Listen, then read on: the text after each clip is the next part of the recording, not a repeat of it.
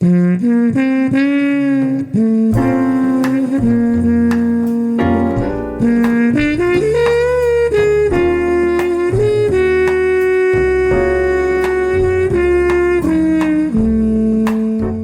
biblioteca con Sagrario Fernández Prieto.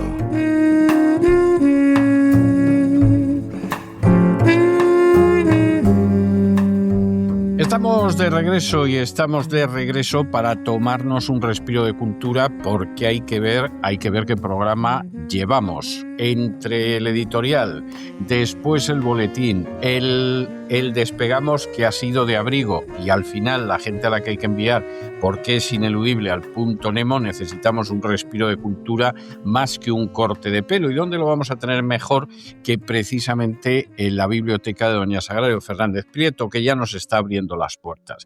Muy buenas noches, doña Sagrario. ¿Qué nos trae usted hoy? Muy buenas noches, don César. Pues mire, traigo un libro de la editorial Acantilado que a mí me ha gustado mucho, he disfrutado mucho con él y espero que los que lo lean les pase lo mismo. Es muy interesante. Es de Charlotte Neuss, se titula Los Confidentes, la traducción es de Alberto Gordo y lo edita Acantilado. No es un libro grande, tiene poco más de 200 páginas y se lee muy bien. En el libro nos encontramos con las dos Alemanias en la época de la Guerra Fría. La Guerra Fría sigue siendo un tema muy inspirador que aparece muy a menudo en las novelas. Es muy inspirador, todos lo sabemos, para el cine y también lo es para la literatura. En este caso, la escritora, hay una especie de vuelta, parece ser, es normal en casi todos los países. La autora de este libro tiene 33 años, está muy lejos de la época de la Guerra Fría.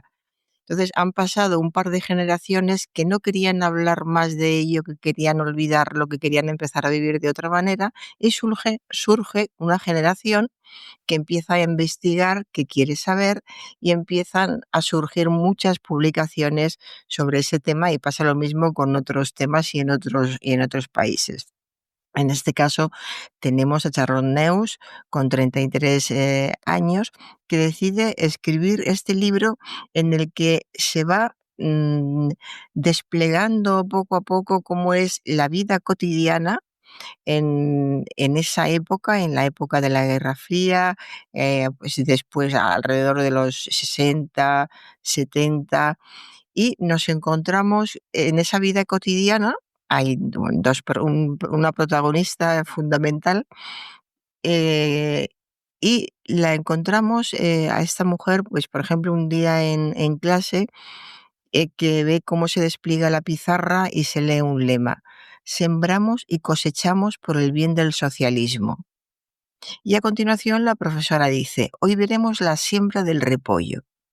Esto era una clase habitual de cualquier día en, en la RDA, en el Berlín no, en la Alemania Oriental. Y así va sucediendo todo lo que se hace, cada 2 por 3 va aleccionando hacia el socialismo, todo se hace por el socialismo, siempre todo el mundo, parece que la gente es mucho más libre, viven en un pueblo, pero luego van surgiendo situaciones y cada vez que algo pasa, del tipo de tienes que ir a hablar con el capitán tal en la comisaría, te das cuenta de que no, de que todos están siempre siendo vigilados. La policía sabe absolutamente todo de lo que pasa en cada familia.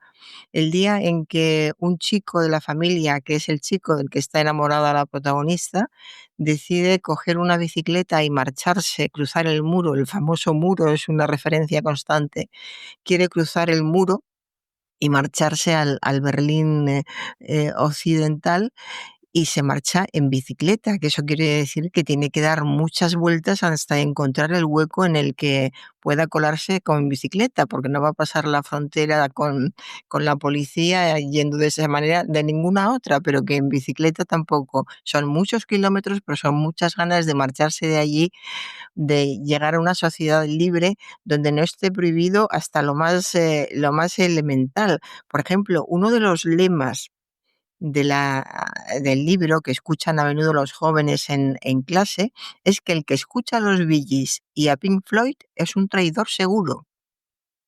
Entonces, imagínase el miedo de tener un disco o una cinta, un cassette, que eran habituales ya entonces, de los Bee Gees o de Pink Floyd, y que te la pudiera encontrar alguien. Era una mezcla de deseo, porque cuanto más prohibían, esto nos ha pasado siempre a todos, cuanto más prohíben algo, más ganas dan de tenerlo o de hacerlo o de conocerlo. Entonces ellos mismos iban dando claves de qué es lo que no se podía hacer, y la gente, sobre todo los jóvenes, ansiaban con hacer esas cosas. Y encontramos ya esa división lógica en estos casos. Los jóvenes están deseando descubrir ese mundo occidental que les está prohibido, y los padres están temerosos de que los hijos quieran conocer ese mundo occidental, porque no solo significa que se vayan a ir. Hay muchos padres dispuestos a ayudarles si se marcharan con seguridad y que vivieran una vida mejor de la que están viviendo allí. El problema es que se vayan de forma ilegal y que acaben detenidos por la policía y nunca más se sepa de ellos, porque incluso aunque haya juicios en los que por haber tratado de huir de la RDA se les condene, por ejemplo, a 20 años, a los 20 años no van a volver. Nadie vuelve de una situación como esta. De modo que es una vida durísima en la que se mezcla la ternura. La protagonista es una chica muy jovencita, tiene 16 años la protagonista, se llama Karin. Ella tiene 16 y su novio tiene 17.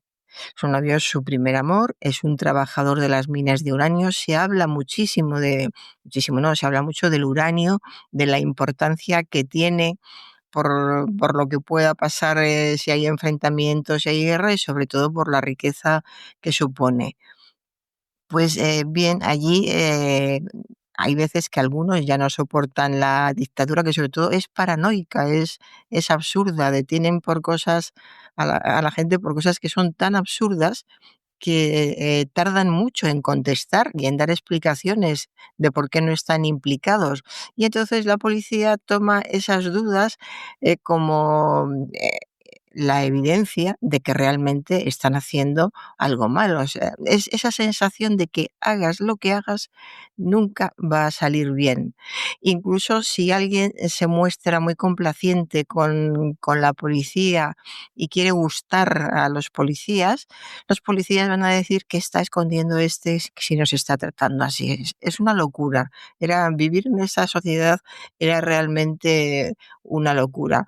Y dentro de este mundo tan absurdo, tan duro, tan injusto, pues están los jóvenes que siempre son jóvenes en todas partes. Incluso allí, pues, por ejemplo, el novio que tiene 17 años quiere hacer otras cosas, quiere ser libre y quiere hacer cosas que no son habituales en donde él está viviendo, pero sí lejos y cerca, porque por supuesto el Berlín occidental o la zona occidental no está lejos, pero está muy lejos metafóricamente y simbólicamente, porque es muy difícil llegar hasta allí y atravesarla. Y los que no atraviesan, los que no van por el muro, los kilómetros que hacen andando o en bicicleta, en carros, como pueden, son realmente impresionantes.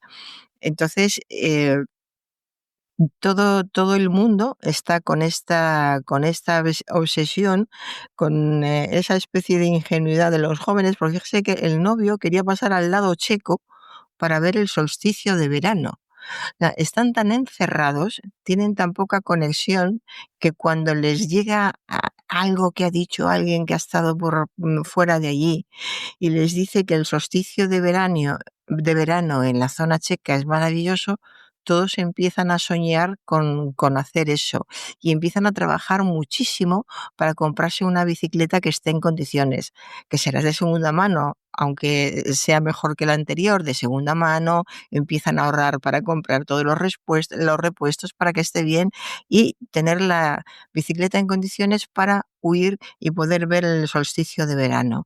En el caso que nos ocupa, en esta ocasión, tenemos a la protagonista, es una protagonista, una chica de 16 años, Karin, es una chica muy, muy tierna, muy, muy dulce, cuida de una hermanita pequeña con una ternura impresionante. La madre es una mujer tan frustrada como el resto de las mujeres, pero hace todo lo posible porque la vida de la hija mayor sea diferente a la suya.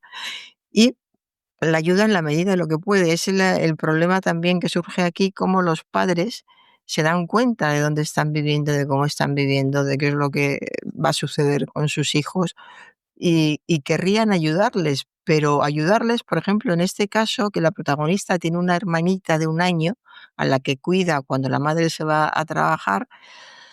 Bueno, pues si yo me voy, ¿quién va a cuidar de la hermanita? Pero no solo eso, si yo me voy, van a detener a mi madre para interrogarla. La mayoría de la gente no vuelve de los interrogatorios y entonces, ¿quién va a cuidar de mi hermanita? Están atados de pies y manos y desde muchísimas perspectivas. De modo que, aunque se entienda, porque también sufren los padres, porque ven esos deseos de libertad y ellos han tenido los mismos, pero no pueden hacer absolutamente nada. Hay una página que es especialmente curiosa, interesante, que es la descripción de un día de clase.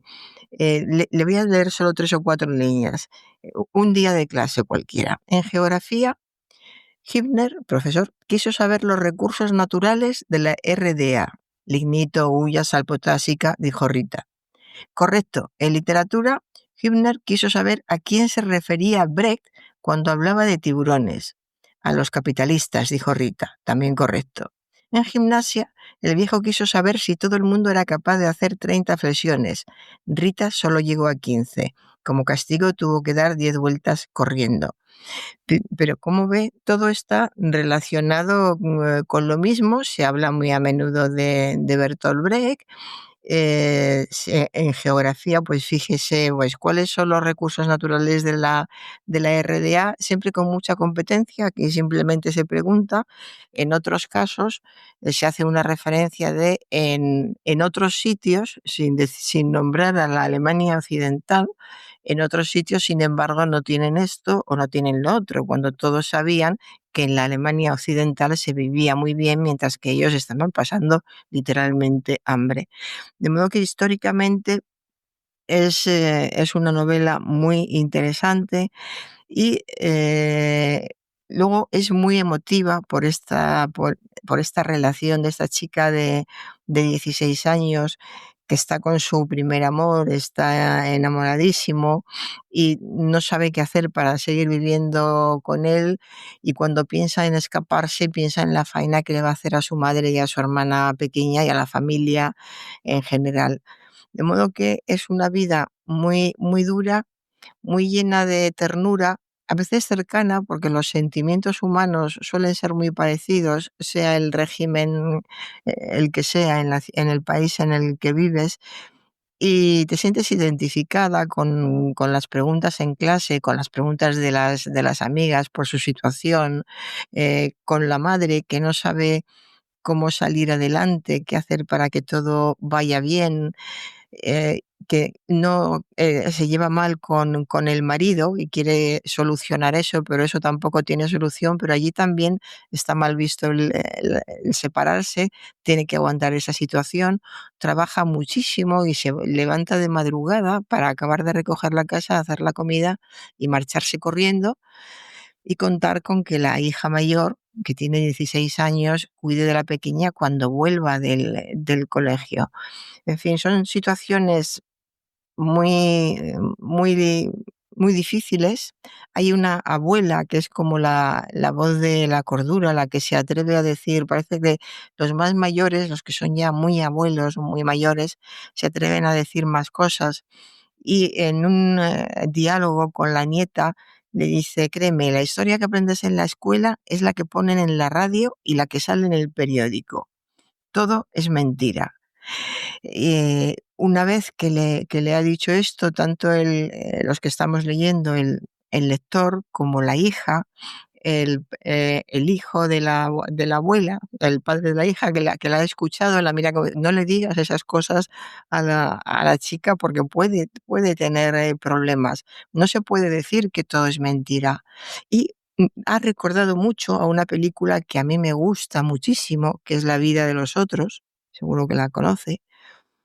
Pues recuerda a esa sensación de querer vivir de otra manera, de querer incluso llegar a jugársela para que otros vivan mejor y sentir satisfacción porque has logrado oponerte a algo que te estaba oprimiendo y has conseguido que otros vivan mejor que tú. Por lo demás, hay detalles muy incluso simpáticos, graciosos. Por ejemplo, las tazas de Gagarin, el astronauta, están por todos los sitios. Son muy pobres, no tienen ni patatas, pero las tazas de Gagarin les sobran por todas partes. En fin, es un libro que recomiendo mucho, se lee muy bien, es muy corto, tiene unas 200 páginas y realmente merece la pena porque se aprende mucho de nuestra historia más cercana, porque es en Alemania, pero es Europa y hay muchas cosas en común. De modo, Y no sé si para niños o para jóvenes, ¿qué tenemos hoy? pues tenemos un libro precioso que es El libro de la selva de Londres, de Bayu Xiam. Es un libro ilustrado está en la editorial Sexto Piso, y aquí vamos a encontrar, es una especie de remedo de parodia de la guerra del libro de la selva, pero en Londres, con mucha imaginación, con unas ilustraciones preciosas.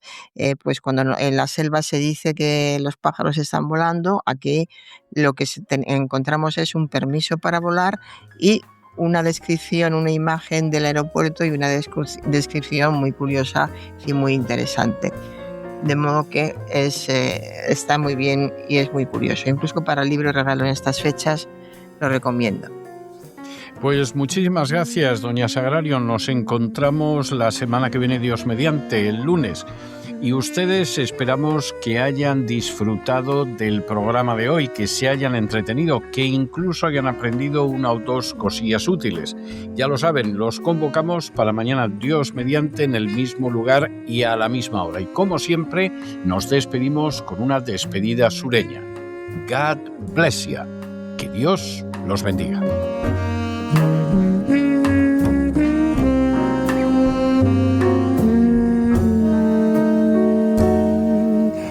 El programa La Voz es una producción de Artorius Incorporated y al amparo del derecho a la libertad de expresión.